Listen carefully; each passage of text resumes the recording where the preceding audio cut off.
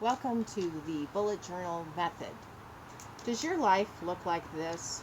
Calendars for home, calendars for work, calendars for birthdays, grocery lists, reminders, goal lists.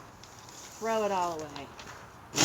Today, we're going to introduce you to something called the bullet journal. The bullet journal starts out with an empty journal. And what you'll do is you're going to take a pen and you're going to take a ruler and you're going to organize your life. The bullet journal system is based on putting together, tracking your past, organizing your present, and looking to the future and recording it and putting it all in the pages of one notebook. So the first thing that you do with the bullet journal is you're going to go to the very front, and you can use any type of notebook. I've taken this notebook here. I've even embellished it with a sticker, but you can get any notebook that you want. Go to some of your local vendors, possibly Ben Franklin's, Lockers, Williams Stationery, any local store if possible. You're going to pick up a journal and you're going to open it up, and on the first few pages, what you're going to do is you're going to create an index. And in the index, the first thing that you're going to put in there is you're going to put in future logs. We're going to record the coming months in this one journal. When you turn the pages to a few pages in, you're going to start recording the upcoming months. I've put in September here. Any events that I have, anything planned, any birthdays, any programs that I'm going to be planning on, I'm going to be listing them here. And then I'll go on and I'll do October, and I'll do November. I'll even go as far as December. And I'll show you an example of what this looks like in another book here. This is a book that has already been done. And here is the index that's listed, and I've decorated it. You don't have to do that, but it sort of makes it fun. And then if you go into here, you can see I've got my future logs. I've listed events that are happening in May and in June, and on to future days of months of the year.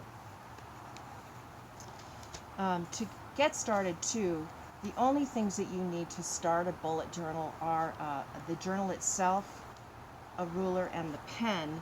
But also, if you do want to decorate it, you can find some wonderful colored pencils, or you can use pens that don't bleed. I prefer to use pencils myself. So after you've done your future months, what you're going to do is now you're going to get into the actual month itself. We're in August right now, so I've gone ahead and I've started the month of August here. Again, I like to decorate mine, but you don't have to.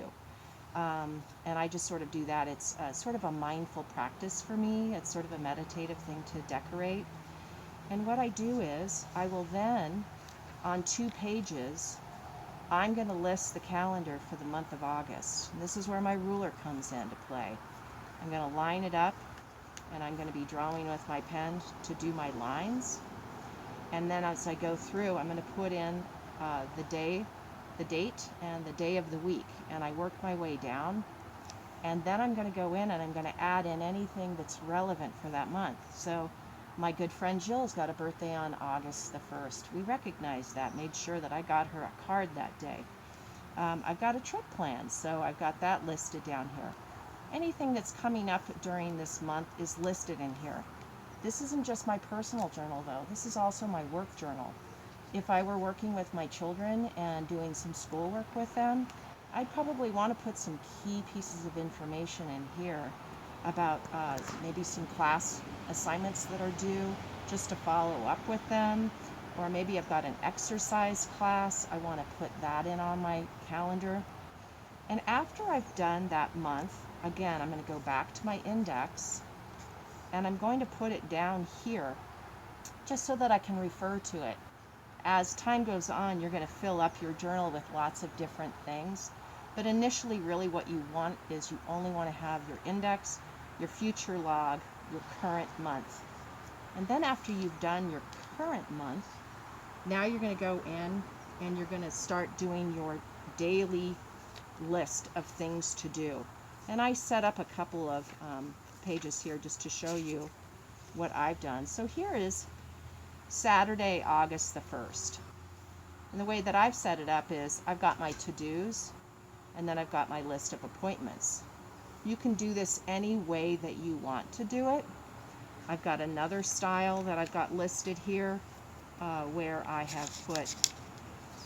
haven't done any of that. I've just gone in there and listed the things that I need to do that day. Maybe I want to walk to work that day. Maybe I have an appointment that I'm going to do. And I'm putting it all down here. And this is a style of bullet journal, is really kind of keeping your life simple, but putting it all in one place.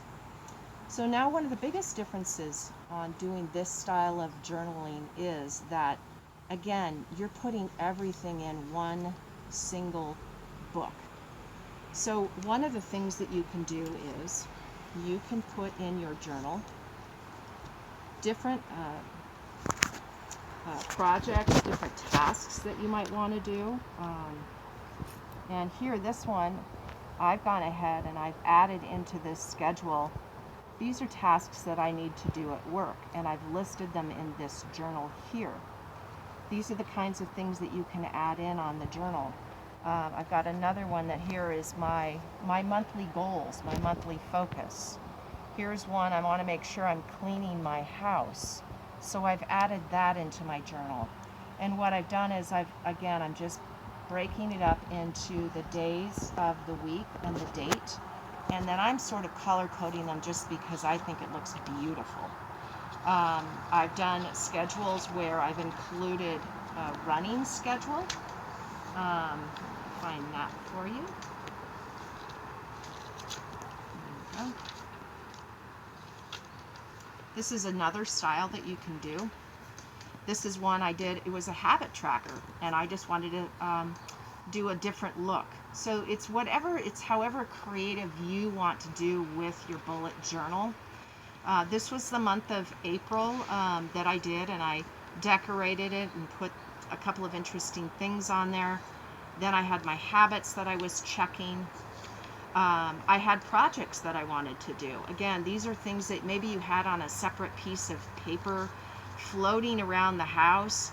Now you have it all in one place. So if you run to the store and you realize, oh, I forgot to buy the bag of sand for the sandbox, it's on your list. You remember to get it. Here's a list of books to read. Maybe you're reading books to your children. Maybe you're reading books to yourself.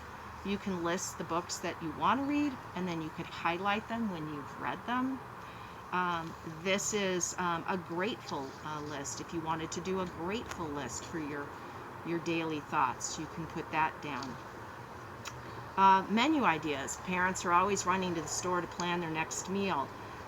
Sometimes I include in my bullet journal, I'll have menu ideas, and then I've got a running grocery list. And as I purchase items, I just cross it off. I move forward and I'm going on to somewhere else. So here's my grocery list. And it's all in this one book. It doesn't need to be all of these little separate little pieces of paper. You can create a key list that tells you when you've completed something or if you're pushing it forward. You can make up your own method. People that use the bullet journal, generally, if it is an item that it is to do, you're going to put a dot on it. When you've completed that item, you're going to exit it out. If it's an event, you put a circle next to the item. And when you've attended the event, you fill it in. Again, you can use your own method on what works best for you. I had created one year a key of things that I did. This was, I would say, a little bit elaborate. I think simpler is better. but that's one of the ways that you're keeping track of what things are happening, what aren't. There's lots of different things that you can do, lots of ways that you can design it. What is key is to ask yourself, what do you want the bullet journal to do for you? So the bullet journal is really whatever you want it to be. Think about in terms of what you want to have in your family, how it's going to serve you, maybe possibly helping with keeping things organized during distance learning. Take it and use it for what's going to work best for you, and enjoy and have fun with it.